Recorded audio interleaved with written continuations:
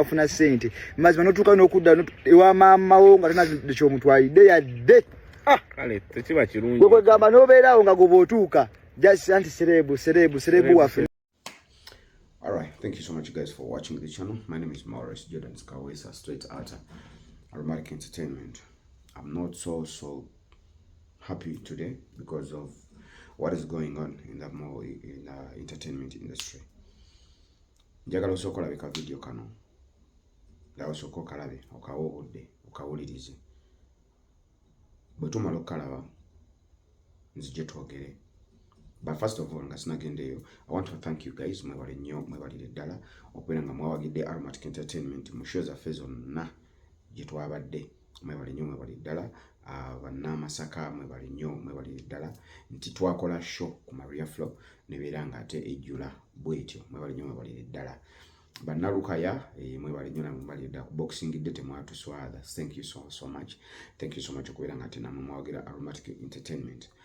Then ku 31st twali ku obligato bana Kampala namwe mwebali nnyo mwebalire ddala. Twali tumanya abantu bagenda mu kyalo kulya kunakunkulu naye obligato yajjula. Thank you so much guys okubeera nga ate mwatulaga omukwano to that extent.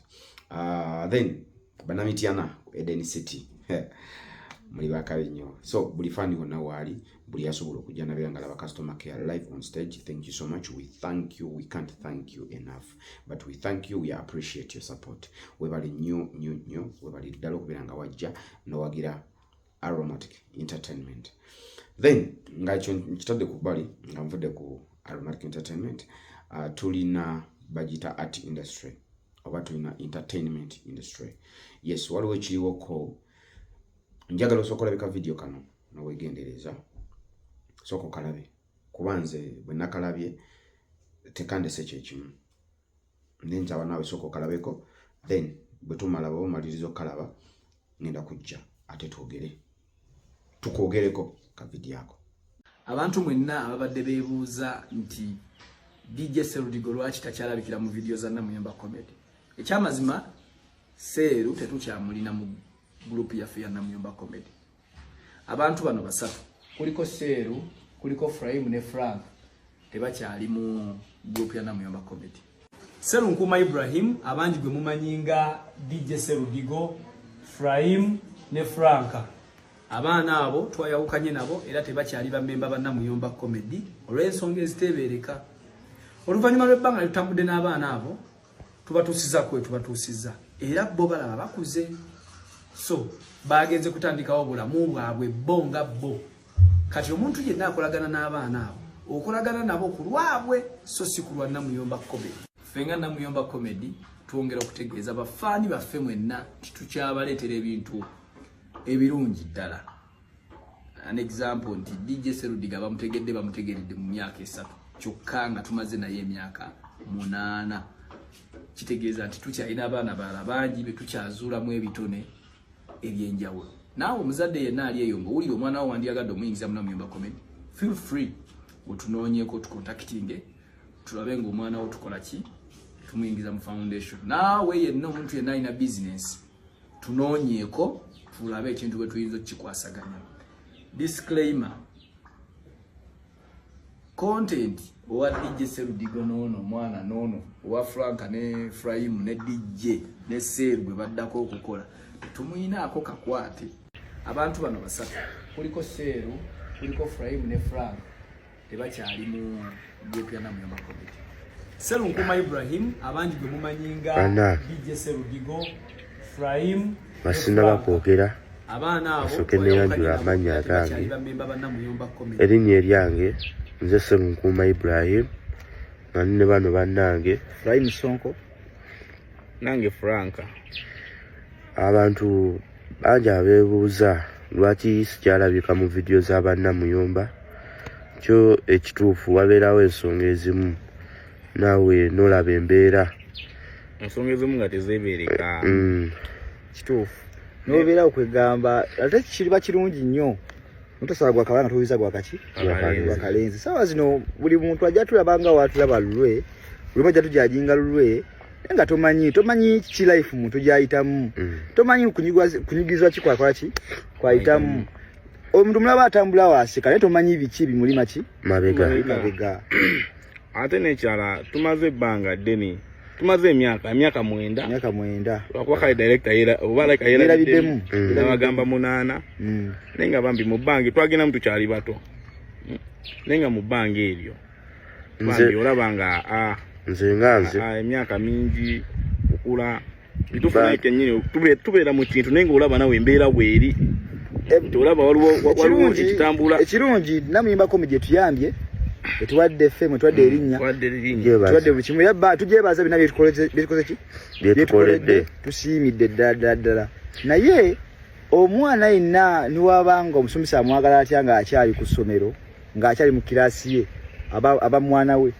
Naye atuuka enkeera n'agenda mu P7. Tegeera. Kakitezo omwana yalina okuyita nava mu P2 n'adda mu P3. Obufunze. Sawa zino omuntu ajja tujajinga lulwe bulunga wayagala.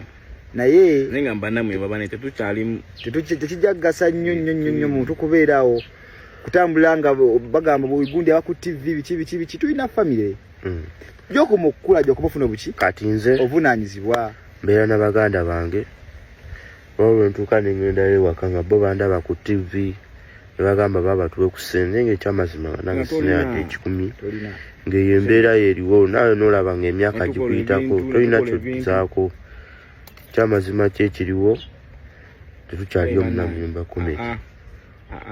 Kimala.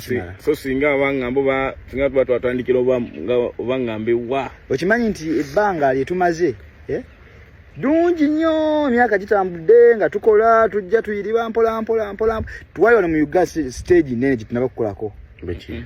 Gitanakolako naye omuntu ajagamba mujumade mu comedy store leo mwali ku Film City juzi mwali eno kulabonita makola shu mafuna sente mazima notuka nokudda ewa mama wo nga tana kyo mutwalide yadde kale tekiba kirungi gwe gamba nobeerawo nga gobotuuka just anti serebu wafineze tekijagasa kubanga ndi serebu nga sona kuyamba muzadde wange eyankuze nandabirira nambezaawo jomala obudde wuyo okula nevumane katonda gagamba lwaki wanzaaza omwana nazala omwana ono nga tolina kyomugasiza ekiriwo bafunye management empya bagiyita Mugawadi Properties era tulina ekibiina ekyaffe bakiyita Mugawadi Family Comedy je kiri ku TikTok eseto jwa watu banyonyola mpola naye nga ife tetulina buzibu naki fe tetunaba kwewagula tetulaba tukuze just kuba nti tetumanyi yaye abatulaba bakirowooza atya okwogera ekintu ng'ekyo nti twewagudde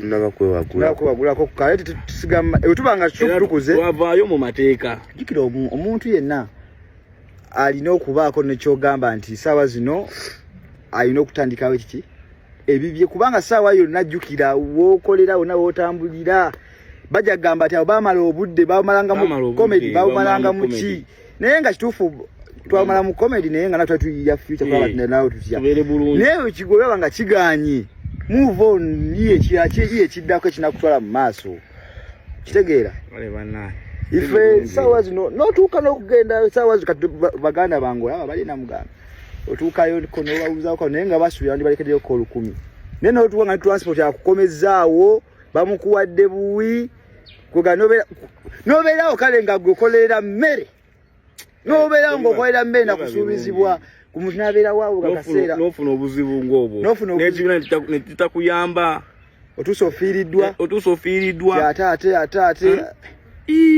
bana naye ng'omuntu yabalaba eno yagamba bakola abalungi nnyo oli natakwati management etakwatibwako kyadde noga nti bazinoza amabugozi bayambe naye bangi tubebaza olw'emmere gye badde bangatuwa buli kimu tubebaza buli kimu kyebatufudde tubebaza baffe abalungi byonna ebimutuko tusiimidde ddala naye bami tubasaba